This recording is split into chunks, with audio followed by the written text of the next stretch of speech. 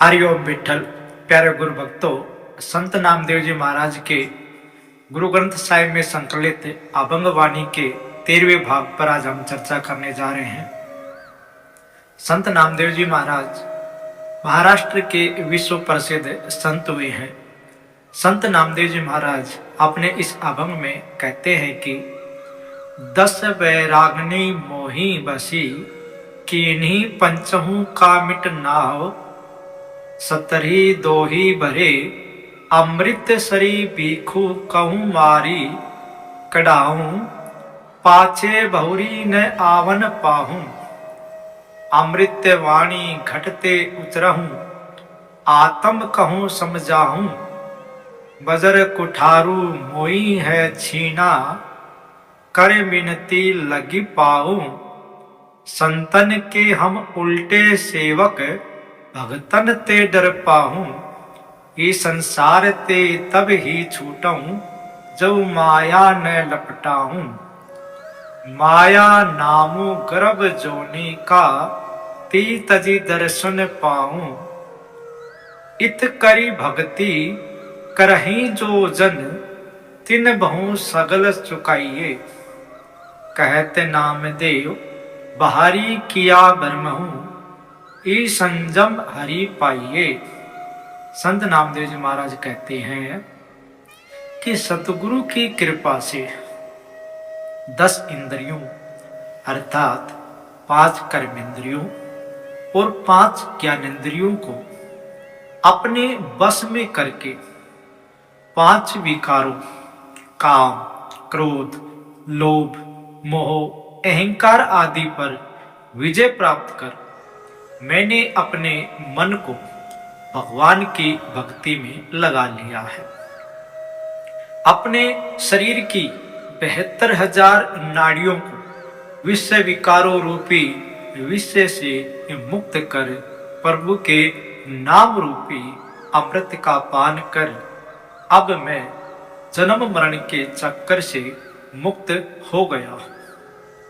अब मेरे हृदय में अमृत वाणी अर्थात प्रभु के नाम का सुमिरन चलता रहता है।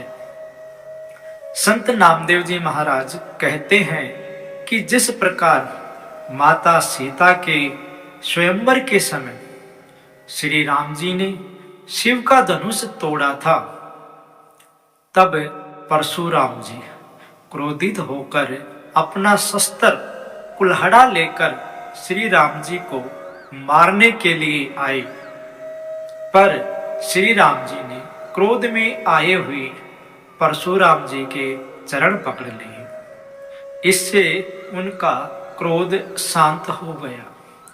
उसी प्रकार मैंने अपने सद्गुरु के चरणों में शरण लेकर काल रूपी कुल्हाड़ा छीन लिया है, अर्थात जन्म मरण के चक्कर से मुक्त हो गया हूं।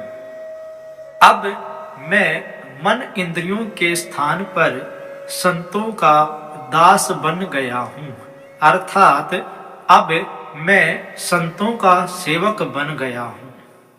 संत नामदेव जी महाराज कहते हैं कि अज्ञानतावश मनुष्य मोह माया में फंस जाता है और इस मोह माया के कारण ही बार बार जन्म लेता और मरता है। मोह माया का त्याग करके ही मनुष्य इस भवसागर से पार उतर सकता है, अर्थात प्रभु का दर्शन कर सकता है। जो मनुष्य प्रभु की भक्ति में लीन रहते हैं वे काल के भय से मुक्त हो जाते हैं। संत नामदेव जी महाराज कहते हैं कि बाहर भटकने से कोई भी लाभ नहीं है, वह प्रभु तो हमारे हृदय में ही निवास करते हैं। सद्गुरु के बताए मार्ग पर चलकर प्रभु के नाम का सुमिरन कर अपने मन, चित्त और आत्मा को निर्मल कर उस परमपिता परमेश्वर का अपने हृदय के अंदर ही दर्शन किया जा सकता है। हरिओम विठ्ठल।